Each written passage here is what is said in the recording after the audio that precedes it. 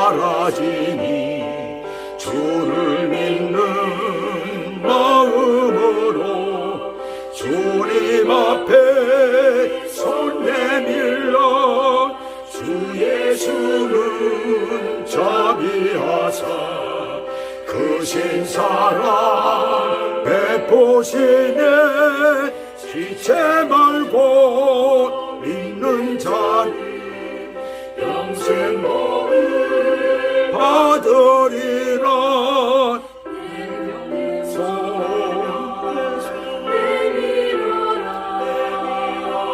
주 예수님 오시니 내 병든 손 내밀어라. 주님 고치시리라.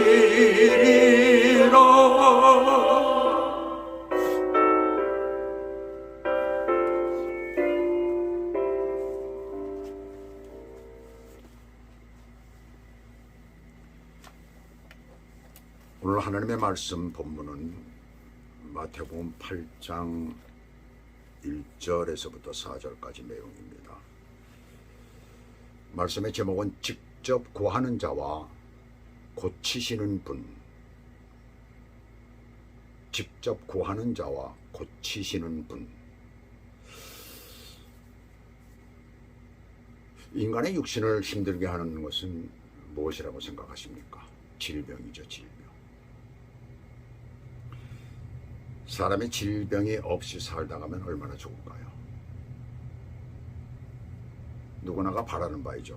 그래서 사람들은 끊임없이 질병에 대한 연구를 지금 이 시간에도 하고 있습니다. 그러나 질병은 완전히 퇴치할 수 있는 그런 방법은 없습니다. 그래서 요즘 60세 이상의 한국인들 사이에 가장 큰 핫한 그런 화제거리는 건강식품과 병에 대한 그런 얘기예요. 그래서 오랜만에 만나거나 전화를 하거나 그러면 의뢰하는 인사가 건강하냐? 라고 묻는 거예요. 특별히 70세가 넘어가면 더 그렇습니다. 의뢰에 묻는 것이 건강이에요. 그리고 건강하세요. 언제나 그렇게 얘기를 합니다. 또 요즘 환절기 같은 때, 또 겨울철에 들어가게 되면 감기 걸리지 마세요. 조심하세요. 저부터도 그렇습니다.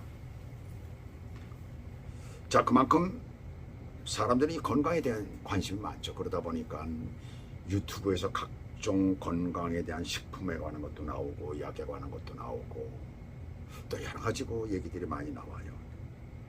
나중에는 그것이 이제 서로들 얘기들 하다 보면 완전히 강의 수준까지 갑니다. 완전히 유튜브 대학이 돼버리고 말이죠. 그만큼 사람들은 오래 살기를 원하는데 오래 살되 건강하게 살기를 원합니다. 건강하게 살기를 원하죠. 오래 사는 것보다도 어쩌면 건강하게 살기를 더 원하는 것 같아요. 이것이 바로 보통 사람들의 모습입니다. 그런데 만일 사람들로부터 저주받은 병을 앓고 있는 사람들이라면 어떨까요? 바로 문둥병이 바로 그런 병입니다. 순수 우리말로 문둥병이죠. 근데 헬라어로는 레프로스라는 말인데 그 영어로도 레프로시라고 되죠. 레프로시.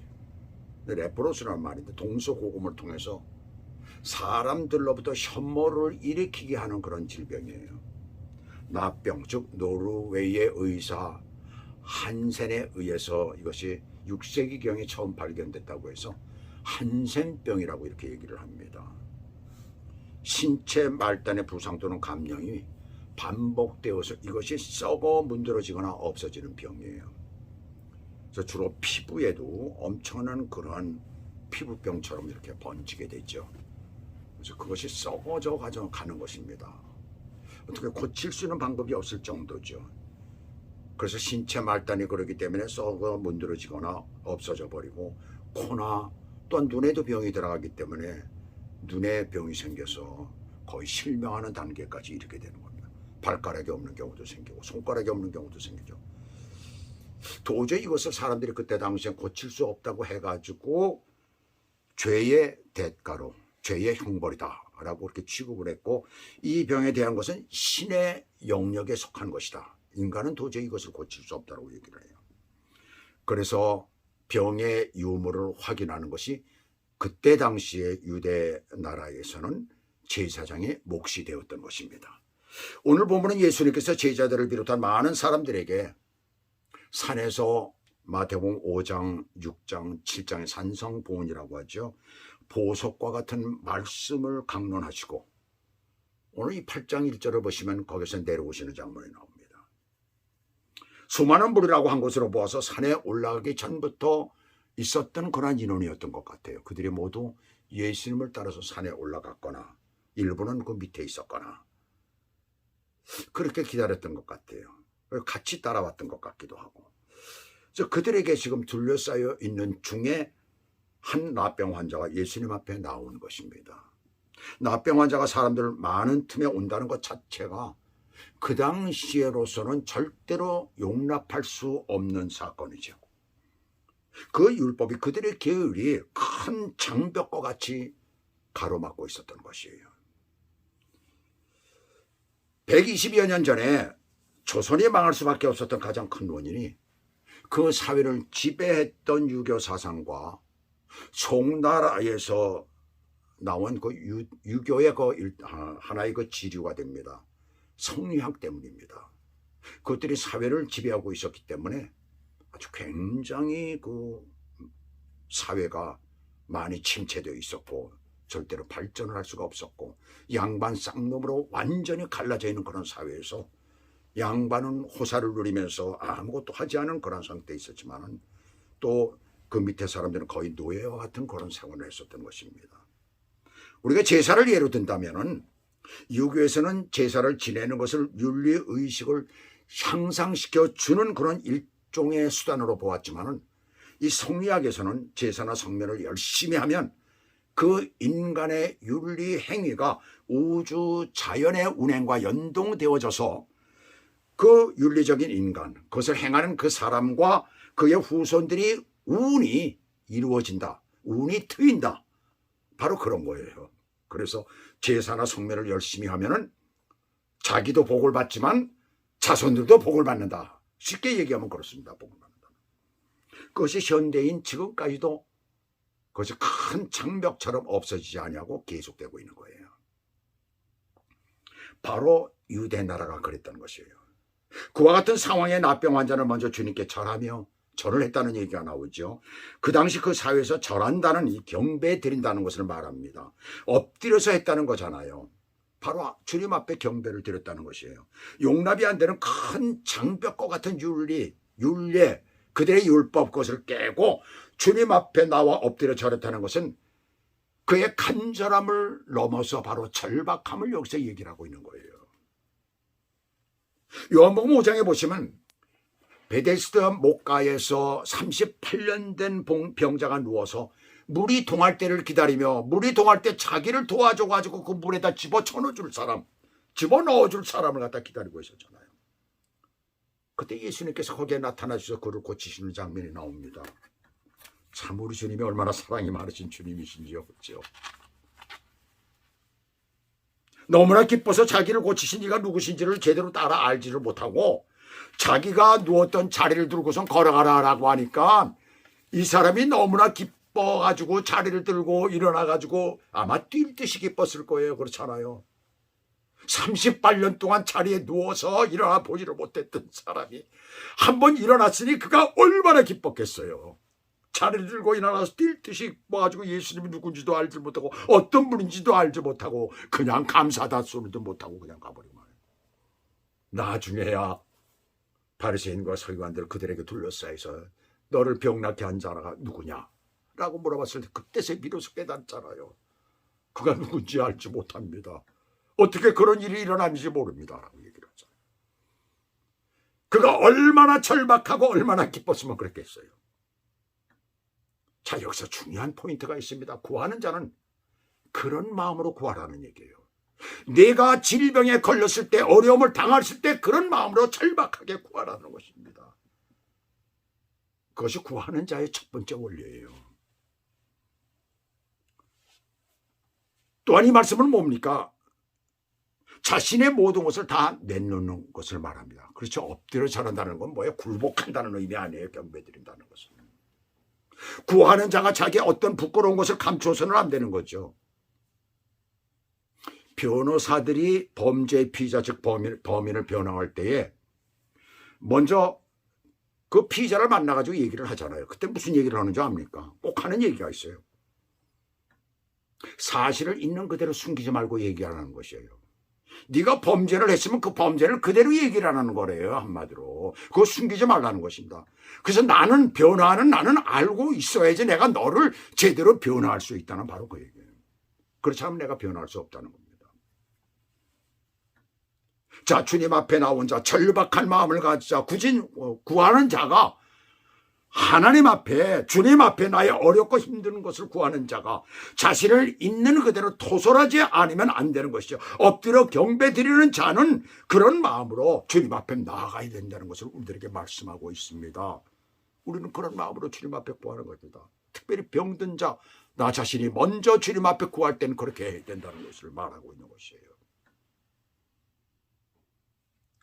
이 부모를 병든 자들을 많잖아요. 목회를 하다 보면 얼마나 많은 병든 자들을 만납니까? 근데 잘 안 돼요. 보면 본인이 그것을 깨닫지 못합니다.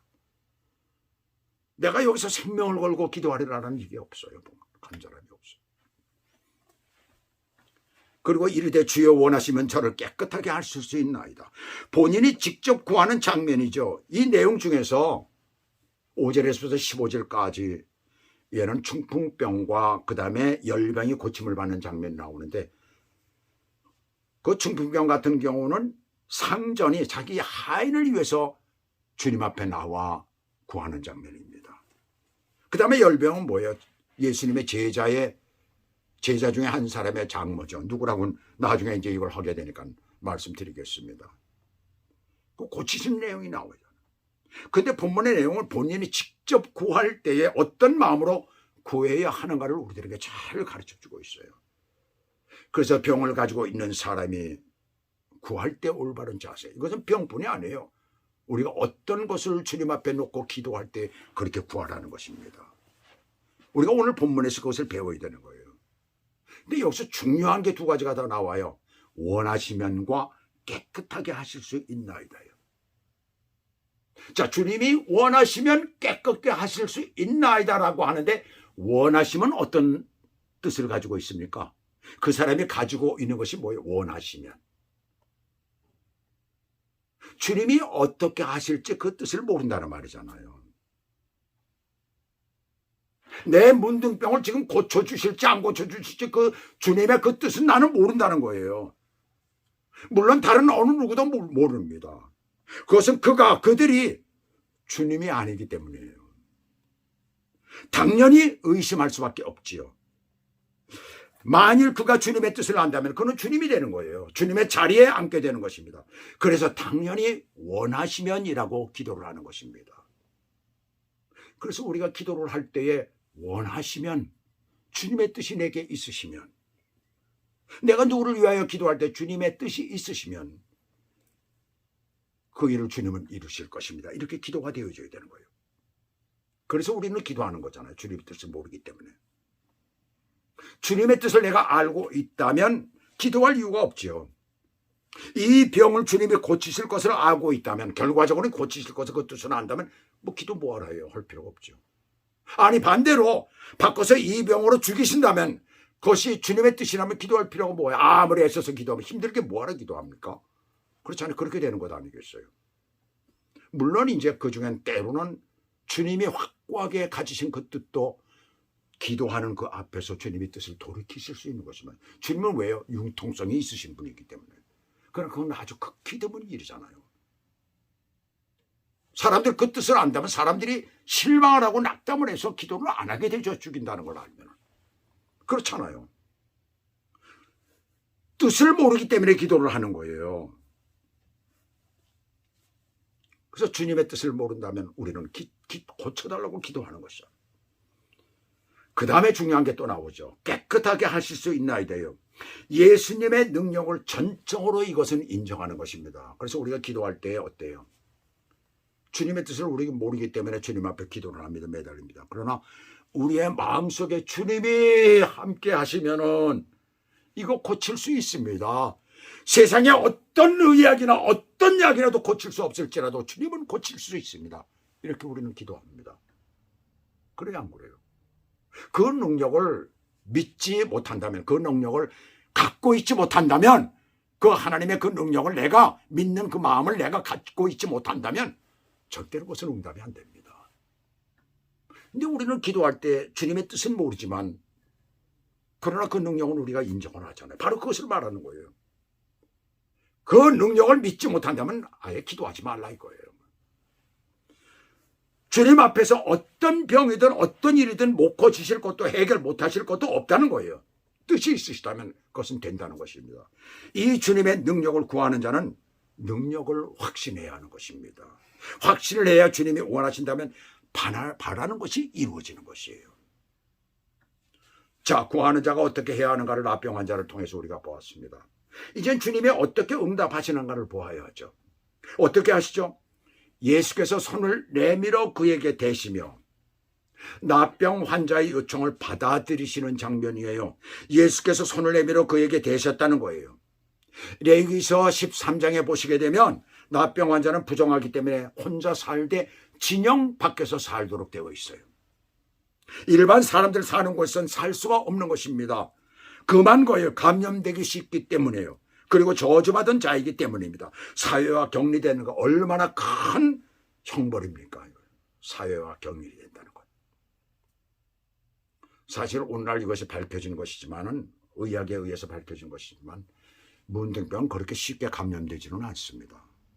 나종균이라는 균에 의해서 이게 생기는 병인데 보통 가난하게 살게 되면 어렵게 살게 되면 이것이 생기는 병입니다. 그래서 가난한 지역에서 어려운 지역에서 그때 당시 얼마나 어렵게 살았겠어요. 그래서 생긴 병들이거든요. 하나의 박테리아예요. 나종균이라는 박테리아입니다. 그런데 그 형벌로 완전히 사람들이 있는 거처에선 멀리 떠나서 외롭게 살아야 된다는 얘기입니다. 그래서 자기들끼리 모여서 살잖아요. 얼마나 그들이 왜 완전히 사람들은 그들을 보면 돌팔매질을 하지 멀리 가라고 내쫓지. 완전히 이건 뭐 사람이 아니에요. 짐승만도 못한 것이죠. 수십 년을 직장 생활했던 사람이 나이가 들어 은퇴를 하면 수명이 단축된다고 합니다. 왜 수명이 단축될까요? 이젠 내가 늙었다고 하는 자기 자신에 대한 포기, 사람들로부터 격리되었다고 하는 배신감, 이제는 무엇이든 할 수 없다고 하는 상실감이 두려움을 주는 것이죠. 그리고 사람들에 대한 소외감으로 우울증에 빠지게 되어 죽음에 이른다는 거예요. 그래서 은퇴를 하고 3, 4년 사이에 대부분의 많은 사람들이 죽는다는 겁니다. 하물며 나병 환자는 어떻겠어요? 오죽했겠습니까? 그런데 그에게 어쩌면 당장 돌팔매질을 당할 수밖에 없는 그에게 손을 내미신 것입니다. 예수님이 내미신 손은 사랑의 손입니다. 이 세상에 그 누구도 내밀 수 없는 그 손을 주님께서는 내미신 거예요. 내 손을 잡으라고 말씀하시지 않습니까? 내 손을 잡으라 그러면 너는 고침을 받는다는 것입니다. 바로 위로의 손입니다. 고통당하며 어려움을 당하며 고독하게 외롭게 사람들로부터 멸시를 당하고 모멸을 당하고 가진 핍박을 다 당한 그러한 상황 가운데서 주님이 내미신 위로의 손입니다. 그 다음에 그 손은 치료의 손입니다. 자비의 손입니다. 그리고 그에게 이르시되 내가 원하노니 깨끗함을 받으라 하시니, 내가 원하노니는 세상의 모든 질병은 주님의 뜻에 달려 있음을 여기서 말씀하고 있어요.